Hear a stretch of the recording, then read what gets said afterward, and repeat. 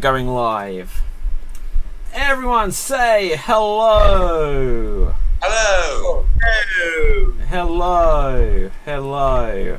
Okay, you guys can be heard. I can be heard. That must mean it is time for the Slam Jam show here on Extreme Improv XStreamed. So, on tonight's show, we have the fantastic Asad Khan. That is true. I am fantastic, ladies and gentlemen. Everybody else watching this show, thank you for tuning in to the Slam Jam Wrestling Show as part of the Extreme Improv World Championship Festival. How great is that? Yes, and speaking of great, we have the incredible Gav. Thank you very much. How you guys doing? Yeah, we're doing good. We're doing good. But speaking of good, we have the immortal Dave Green. Hello, I am mortal, and I'm looking like the latter end of that. It's so hot. Right, but this is a show all about all things professional wrestling, which will mix in improv along with trivia, with other silly challenges and debate. And that will bring us to our opening thing. We're going to have our debate discussion round where we will be talking. Now, I don't know if you guys have seen WWE Raw this week. There was a debut. No one. Right. Well, I know about it. There was a debut on. Oh, Echo. There was a debut. We had Karrion Kross, NXT champion, made his triumphant, never defeated in WWE, going against Jeff Hardy. 2 minutes later, that's all she wrote. So, for our opening discussion, we're going to be talking about the worst burials in professional wrestling. The worst burials in professional wrestling. So, who would you say had suffered the worst burial by a wrestling company? Dave. It's not quite a wrestling company. First of all, even though I didn't watch the whole show, I did see that clip, so I was interested to see what happened. And I did laugh my head off when that account was told. I thought it was the funniest thing.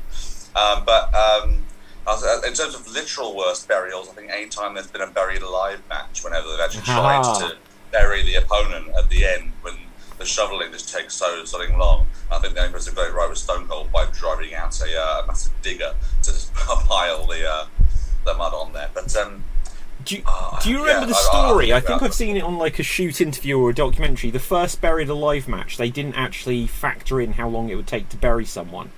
Yeah, and so they that's sent why out it was Mankind Undertaker, and they sent out about 4 other heels to help with the shoveling. So you had like random appearances like Crush and Gold Dust and all this, just trying their best to shovel as much dirt in the grave. Yeah, yeah, that's fantastic. Okay, Asad. I have a question. By burial, do you mean like a total squash, or like someone who has a lot of momentum, but then that person loses unexpectedly? Interpret it how you will. Interpret it. It could be someone's buried on the mic, but who do you think has been buried? What? I mean, if you take someone, I'll give an Go on, Asad. Go on. I would say Booker T versus Triple H, where Booker T got buried brutally, and he did not deserve losing that day. Is that a burial though? He was still in a World Championship match at WrestleMania. Yeah, but he didn't win. I know. Well, I don't discount that, but like something what I was like thinking in my mind is if you take like Karrion Kross went from NXT, so he's actually in the company, and then he just gets squashed in 2 minutes. I was also thinking along the lines of, now I'm trying to remember what his name was, Chris Harris from TNA. Like he was like going to be world champion, didn't quite become world champion. He jumps to WWE, and then what was his name? Braden Walker. And he was just like an absolute job guy. You would not have thought that he was ever a star. Like he was completely buried there.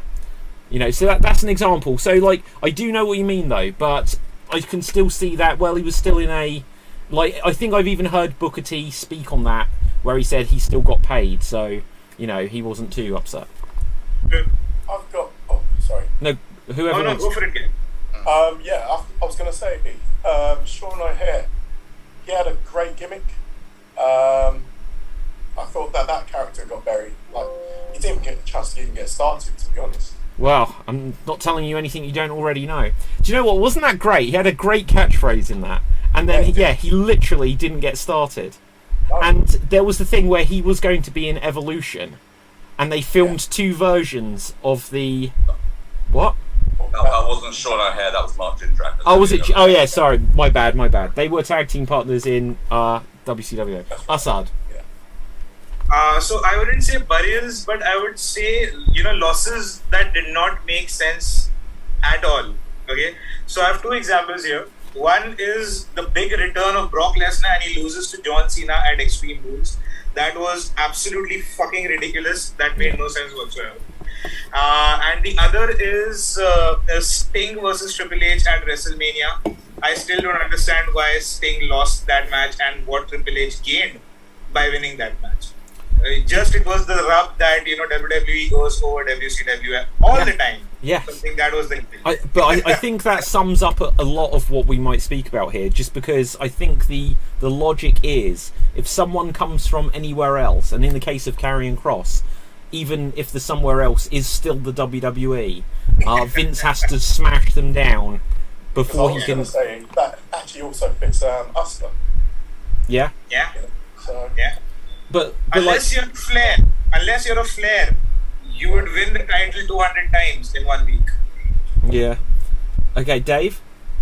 Yeah, I was going to say, a couple of those on there. I think with Braden Walker is a bit of an unfortunate thing because he did actually turn up in not very good shape, so I don't think he helped himself very much in that aspect. But yeah, as given the character, it was awful.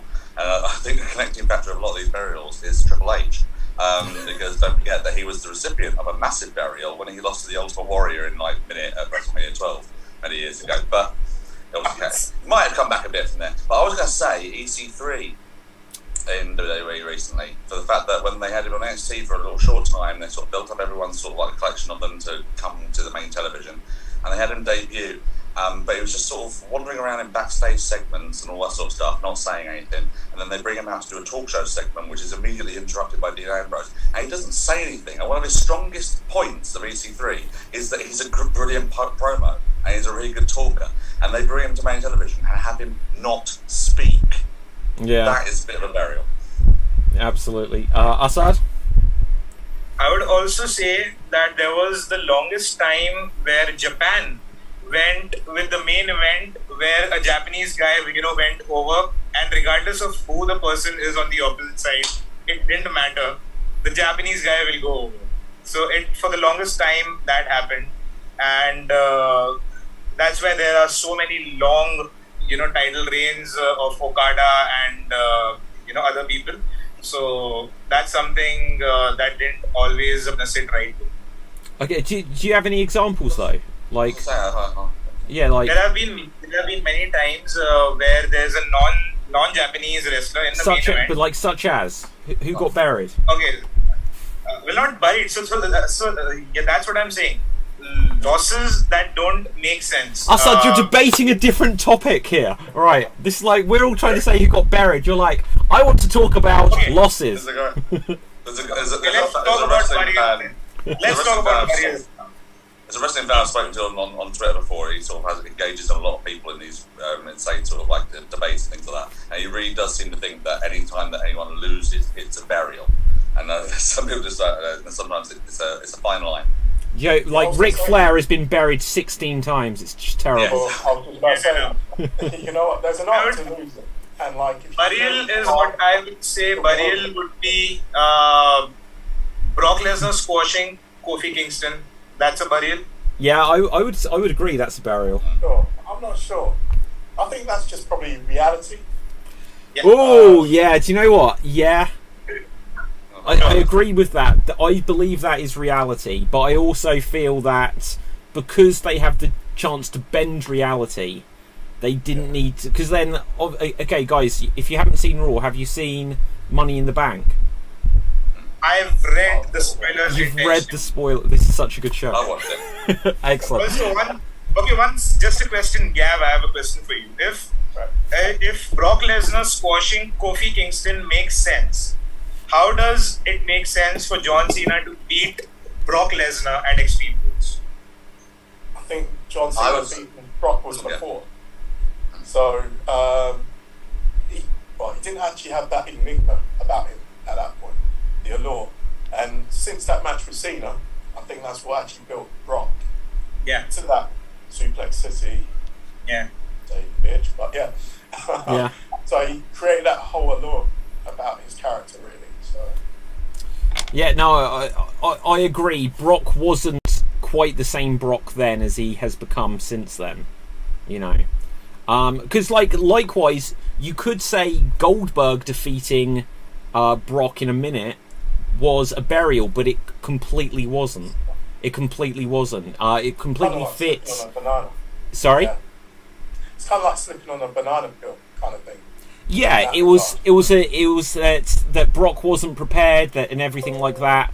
But then, because they've done a few of these where people just dominate, like Brock Lesnar, I think a couple of years later did kind of squash John Cena, where Cena barely got anything in, and even like Daniel Bryan versus Brock Lesnar, for the longest time in that match, it was just Brock destroying him.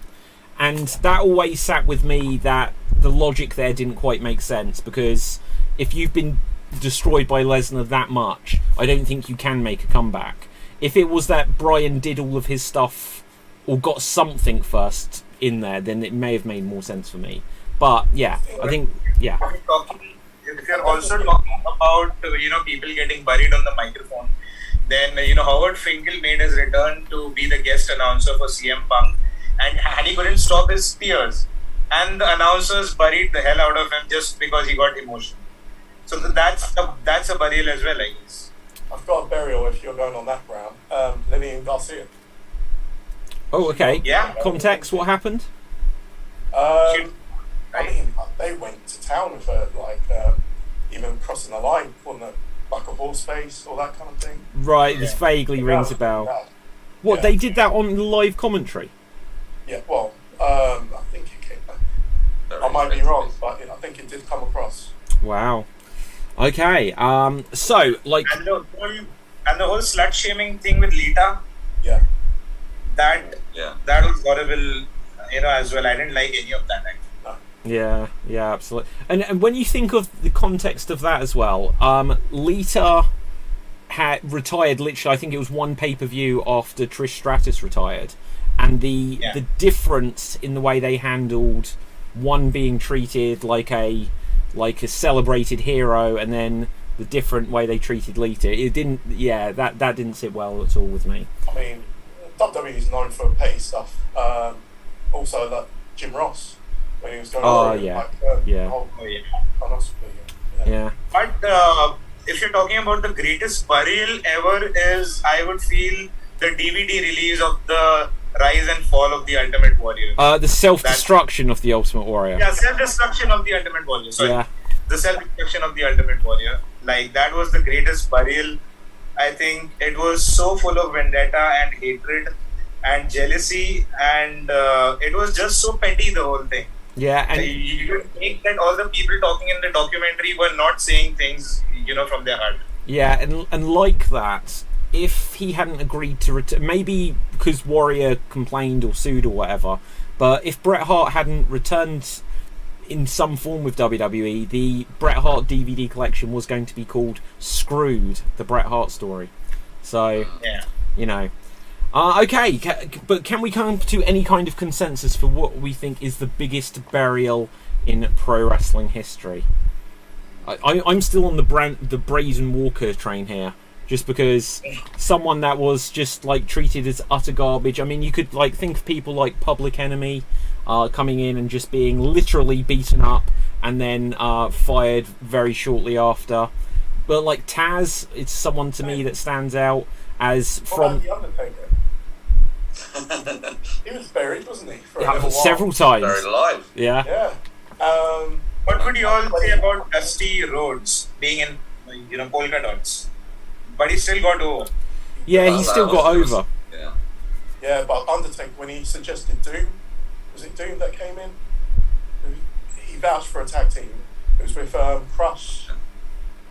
Oh, you mean Chronic? Chronic, that's the one. And it didn't work out.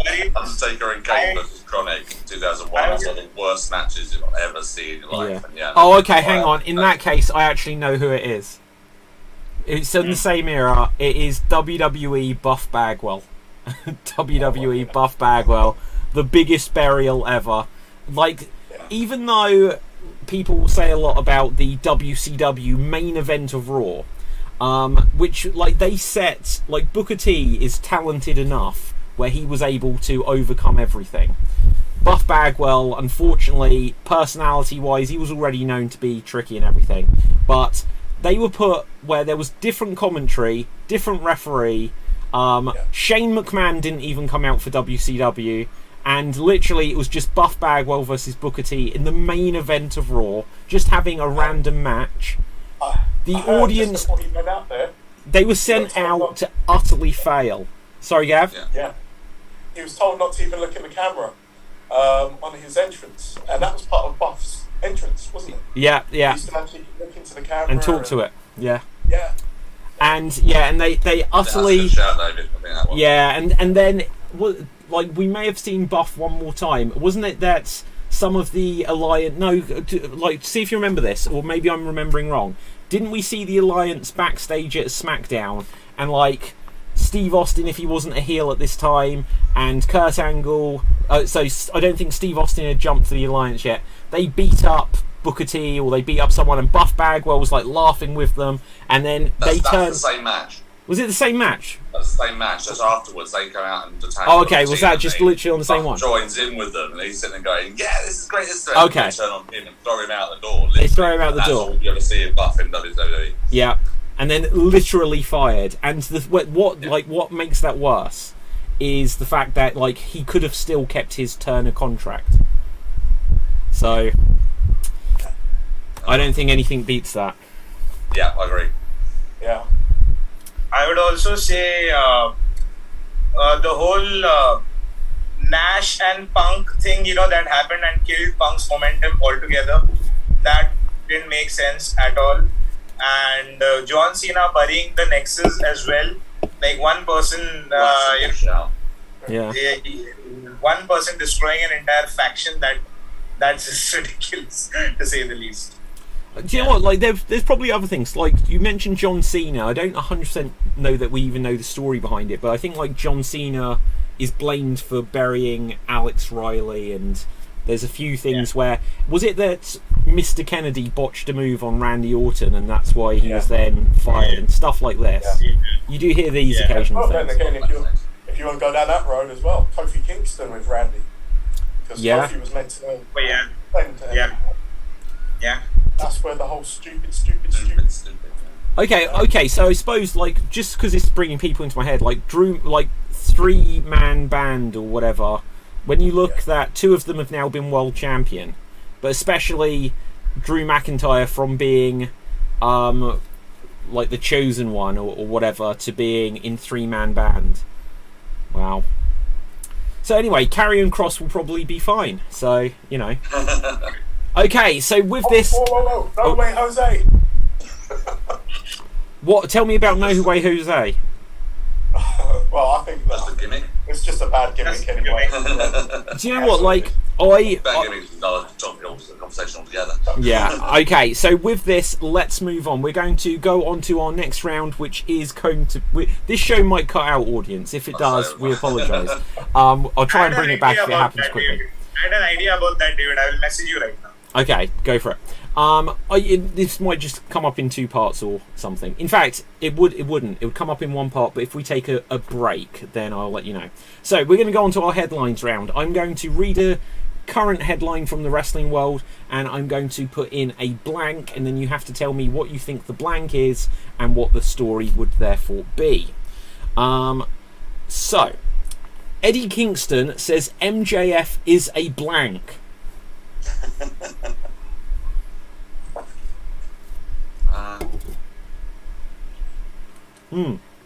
Dave. Eddie Kingston thinks that MJF is an MFer. Oh. Just about to say that, but... Okay, any other bids on it, if we're going down that road? Dave? Eddie Kingston thinks that MJF is NFI and tried to get a sale from him. Okay. The actual headline, believe it or not, is Eddie Kingston says MJF is an asshole. So that's the actual headline. Moving on to our next headline. Let's see. Malachi Black, so formerly Alistair Black, Malachi Black criticises blank in WWE. Burial. Speaking of which, yep. That's the Bring him correct back, answer, yes. fire him. Right, any other thoughts? Dave? Michael Black criticises Rey Mysterio's false eye, saying he did the real thing, as though he's got the makeup now to prove it in WWE. Yeah, not quite. Any other thoughts on this? Okay, so the actual story is Malachi Black criticises 50-50 booking in WWE. Because Just say 50 Cent. absolutely. Okay, let's have a look. Oh dear. This one's serious. I'll do it anyway, just to see what you guys come up with. Medical update. Kota Ibushi diagnosed with blank.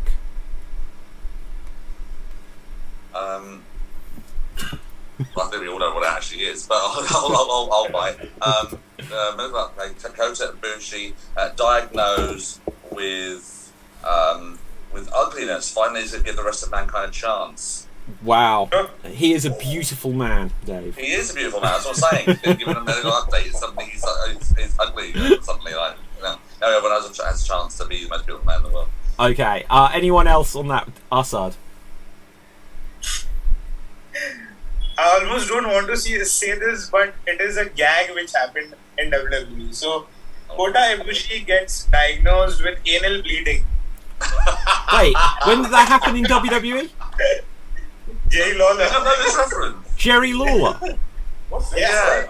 How have I Medical blanked update this that from? Michael Cole did on commentary, where he says has been taken to a hospital, has been diagnosed with this, and also anal bleeding. And the team looks at him and goes, "What? What? When You'll was see that this? clip. It's brilliant. It's Booker T's reaction that makes it. It's Okay, brilliant. I'm gonna just Google now WWE anal bleeding. No, okay, Oh my God. right. Use safe search, for God's sake. Yeah, certainly. Okay, let's have a look. Let's grab a couple more headlines. These headlines suck again today. I should always What's prepare. the headline about Ibushi? Oh, he's got pneumonia. Oh, pneumonia. Oh, good. Okay. Yeah, so No, that's that good. That's what I thought it meant. I don't know whether that's good or bad. yeah, no, that it's not good, but I'm sure He's got he'll a- he'll be he'll got a he'll match get this through it. weekend. Yeah. Okay, let's grab another one. Do you know what? Screw it. Okay, none of these headlines are any good. CM Punk reportedly in talks for blank. Filming something else and getting everyone's hopes up high. Could be. Has anyone seen the film that CM Punk was in? No. I saw one scene. He was talking to a hooker or something. Yeah, it's a terrible film. Like I heard, I didn't see it until a few months ago, but I heard that people was like, "Oh yeah, it's surprisingly good." Here's my views on it, and CM Punk, I'm calling you out on this, so please watch this show. Please watch this show, CM Punk. But CM Punk, none of his lines are more than 3 sentences long, and clearly he can't actually either remember or he couldn't deliver because every 3 lines they cut camera angles. And also, the story is awful. His character's a douchebag. I didn't like it. What did the script writers approach him? And he just grabbed the script and ripped it up and said, "I'll call it on set." Possibly. Now, I really like CM Punk, but I did not like him in that film. Anyone else for this story? What's the headline? CM Punk in talks for Dave? Is it CM Punk in talks for clickbait articles? Possibly. Do you know what? I haven't actually clicked onto it to see what the actual deal is. That's all it's got, yeah. Gav. Yeah, I know the real thing. I think he talks about returning to wrestling. Yes. Or the hype, you know. Do we know where? Is it Clickbait Pro Wrestling? I think it must be. I can't imagine he's actually going back. But there's rumours about him and Daniel Bryan now as well, so everyone's saying Daniel Bryan might show up on AEW tonight or something. It's like, I don't know. I can't see it happening. No, I don't think so. I hope we're wrong, because then this will have aged terribly. Yeah. Okay, so with this, 8 years now, hasn't it? sorry. Hasn't it been 8 years now since his last match? Wow, Or 7 or 8? Or 8. I'm not sure to be honest. Rumble 2014, I think. Yeah. Yeah, that sounds about right. Okay, so with this, we will move on, and we are going to go to the desk of the Iron Sheik once again. Yeah. So, here is an update from the desk of the Iron Sheik. No ice cold beer, go fack yourself. So that was the Nice. latest news from the desk of the Iron Sheik, and we will bring you another update soon. So with this, we're going to go on to our next round. Let's go on to 20 questions. Actually, let's get this done because if the show cuts out during 20 questions, that would be annoying. So I am thinking of a wrestler. You ask me yes or no questions until you get it right or you've used up your 20 questions. Dave, you can go first. Are you alive? Yes. Gav. Are you currently active? No. Assad. Are you in the Hall of Fame? Yes. Dave. Do you identify as female? No. Are you a former WWE champion? Yes.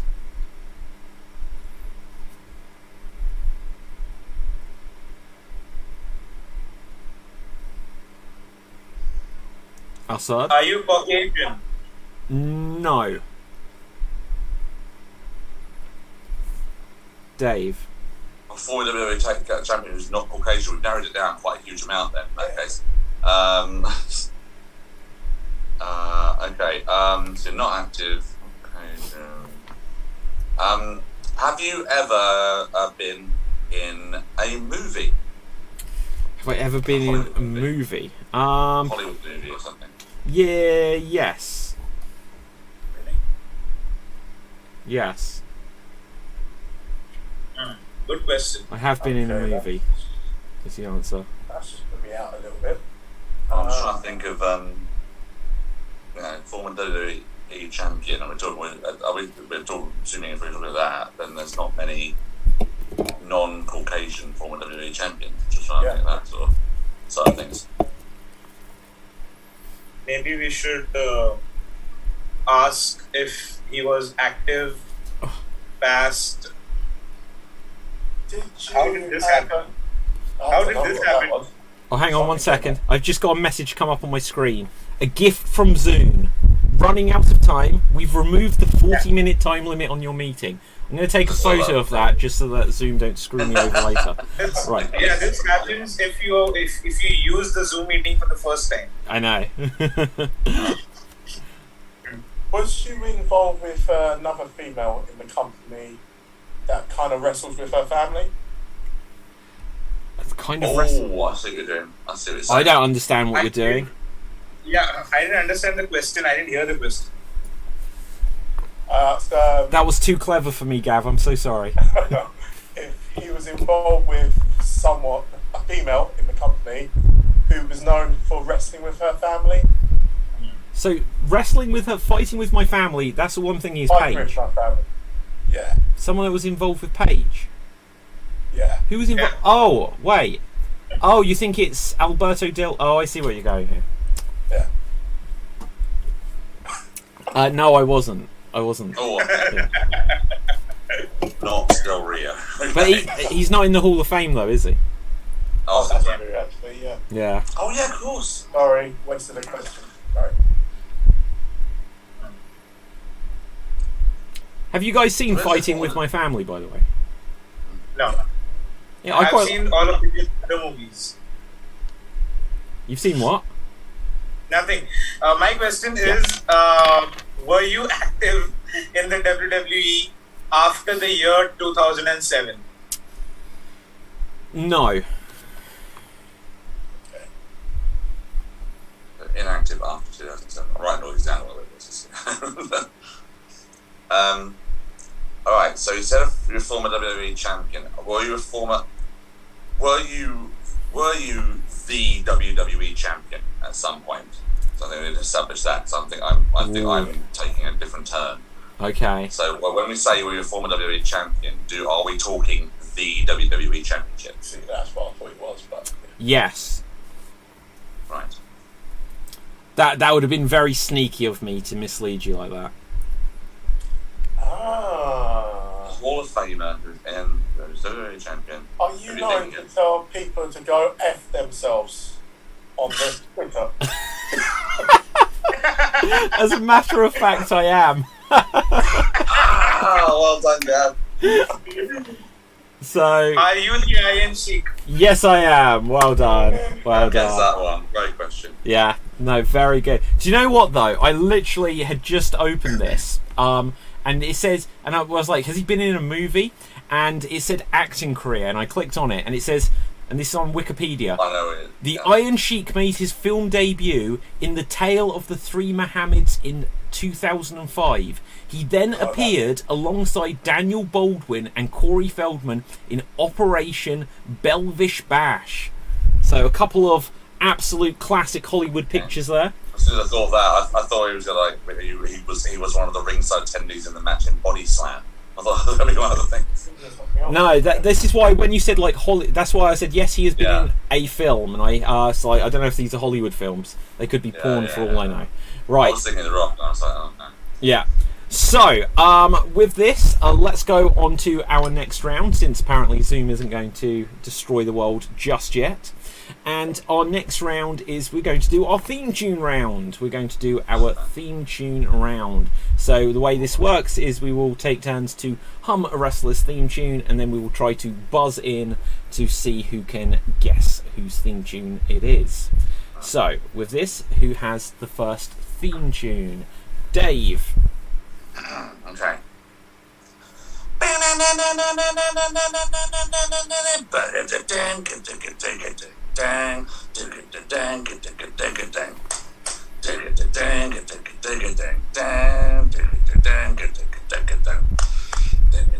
Goes on like that for a while. I was going to say, I know the song, but I can't picture who it is. I've got no idea. Okay, I'll give you a little clue. We'll go over the first bit, then he might have said his catchphrase over that little bit. And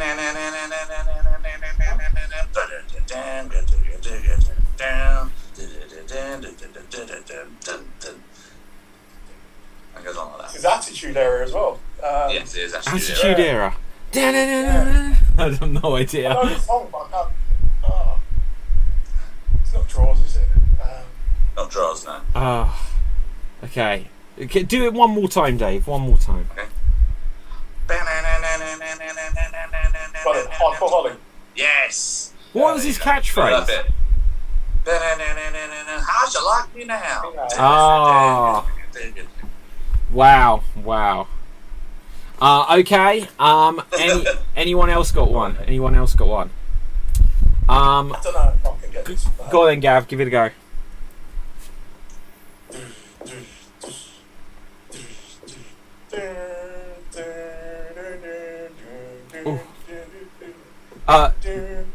Is it Rowdy Roddy Piper?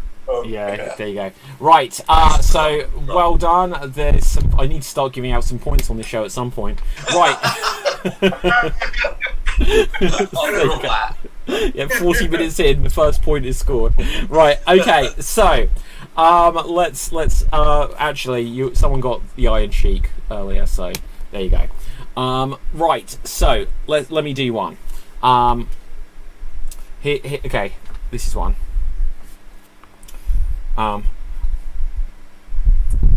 Ba-na-na-na, ba-na-na-na-na, ba-na-na-na, ba-na-na-na. Yeah, go on, Dave.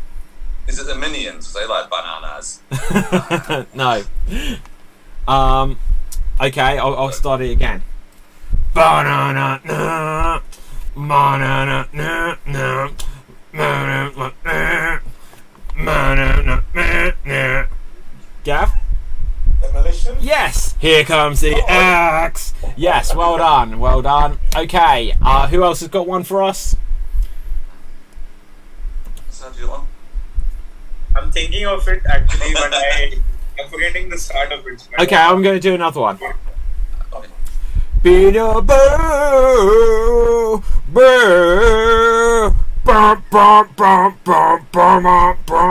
Go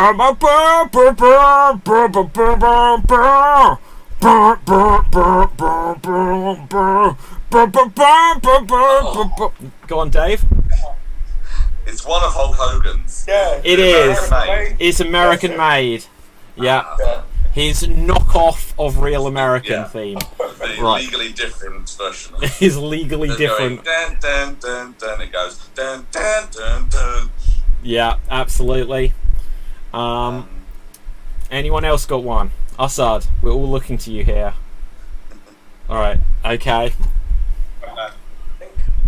Okay, go on. Go on then, Dave.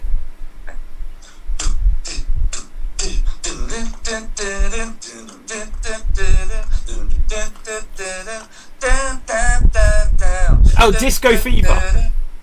It's Disco Inferno. Disco Inferno. Yes, okay. Anyone else got one here? Anyone else? Go on, Gav.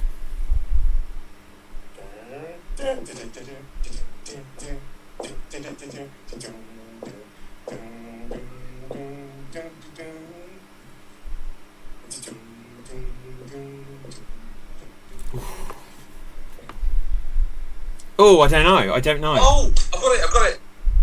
It's Drive Soul Bro. Yep, that's it. Wow. Okay. Yeah, Okay. Like, Like. Okay, Assad, do you have one for us? This show does this game doesn't end until you've given us one. Okay. Dum dum tick tick dum dum dum dum tick tick dum dum dum tick dum dum dum tick dum. I've buried this song. Rest in peace. I've got no idea. Gosh. Is it China?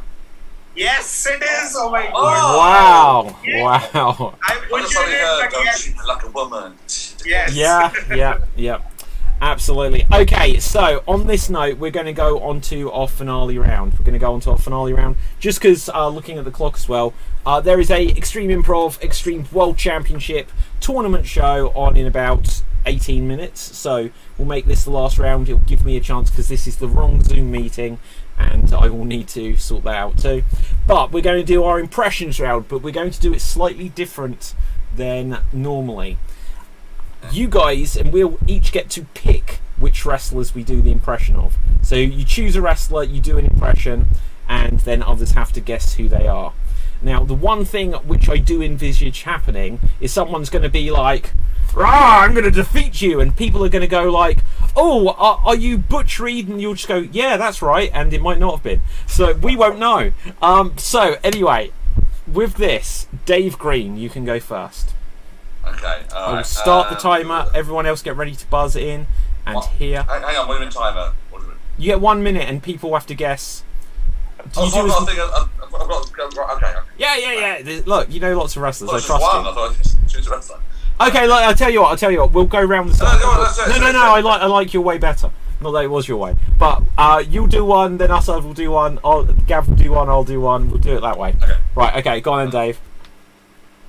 Well, let me tell you something, Daddy. You don't know how. Oh! You understand Dusty Rhodes. what it's all about. Dusty Rhodes. Huh? Yes, correct. Boom. I Right. just wanted to hear you go. Okay, Assad. Just gonna give one word. Halt! Right, to I'm say gonna talk. I'm gonna talk in this microphone, holding the mic like this. Is it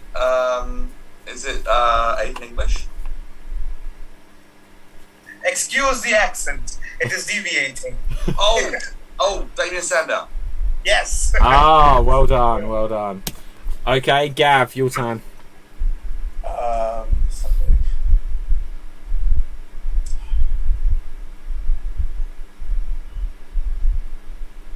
Wow. I prefer the old version of it. Hang on. Go again, Gav. Again, Gav, we didn't hear you. Well, let me tell you something, brother. Oh! Go on, Assad. Hulk Hogan. Boom. I thought it was you do. Okay, so ready for mine? Yeah. Yeah. Ooh, yeah! Dig it! Oh, Dave, you were in first? Macho Man Randy Savage. Incorrect. Ooh, yeah! Dig it! Gav.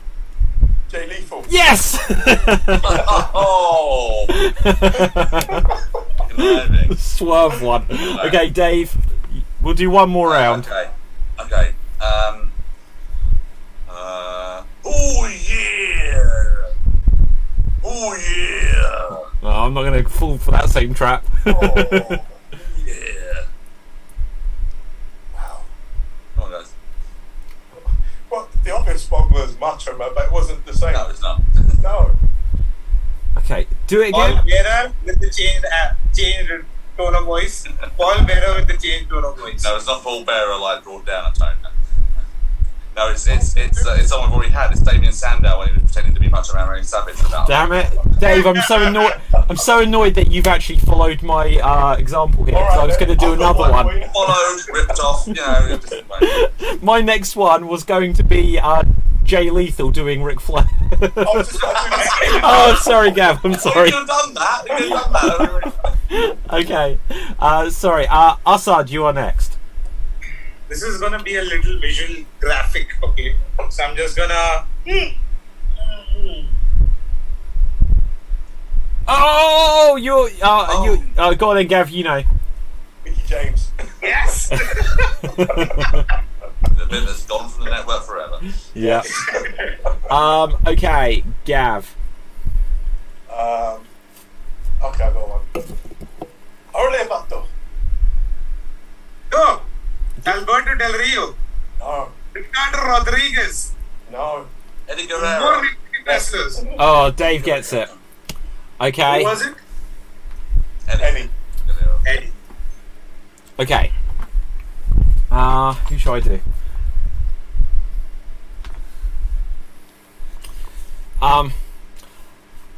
Okay, so, right, listen up, y'all, because I'm the face that runs the place round here, and when I, almost tell him something. Gav. AJ. Yeah, do you know what? It wasn't good, but I was just hoping if I just did a strong southern accent that it would just give it away. Okay, that brings us to the... Oh, what, Assad? Do you have one more? Yes. I just wanted to do one more for the sake of it. Okay, let's go one round more. Okay, one more round. Assad, you can start us if you're ready. No, Dave would start first. Go on then, Dave. The following contest is scheduled for one fall. Gav. That's a thing. That's the thing. Yeah. Assad. Alright. I don't feel like I want to go like go with up. Don't want to do everything. Oh. Is it the Great Gully? Yes. Wow. I Wow. feel so bad. I'm so sorry. That is Is it unbelievable. worse that you did the impression or that I got it? Is that what should we do? Yeah. Wow, that is I don't want the unbelievable. point. I don't want the point for that. You got the point, man. Gav, it's your turn. Okay.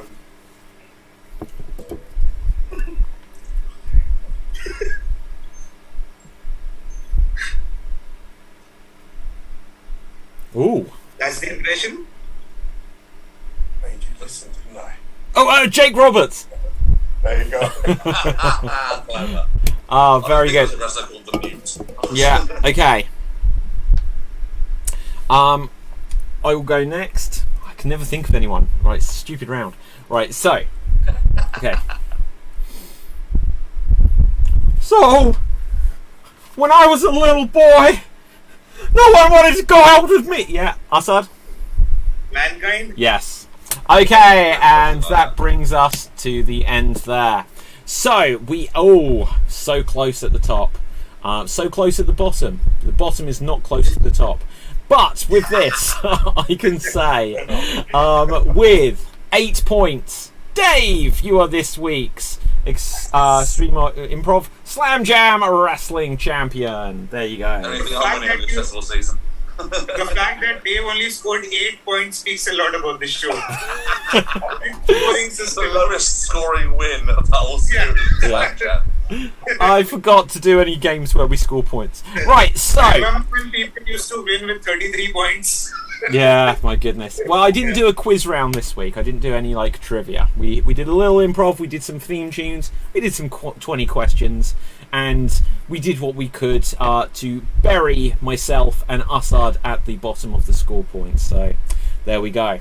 But Assad, you'll just see that it was a bad loss, not a burial. So, with this, let's find out where we can find everyone on social media, starting with Assad. Ooh. You can find me on Saturday at 4:30 p.m. UK time and 9 p.m. Indian time for creating extreme humor with David Riley Mustansky. Yeah, that's happening, David. God. I sent out a text message on your telephone. Did you not get it? No, I blocked you. Right, so Gav, where can the people find you? You'll find me here, probably nowhere else. Awesome. My name is David Pstansky. You can find me on Facebook, Instagram and Twitter at David Pstansky. And refresh the page. Go over to youtube.com/Extreme Improv, because in about 10 minutes there is going to be the next third, in fact, quarter-final round in this year's Extreme Improv XStreamed World Championship. And Dave, our winner this week, where can the people find you? You can find me at Greeno on Twitter and David Anthony Green everywhere else, including davidanthonygreen.com, and also part of the Laughter Academy in Southend, which are doing live, yes, actual live, in-person improv shows starting in the middle of this week and over the next couple of weeks. So if you want to find out more about that, either follow me on social media or follow the Laughter Academy.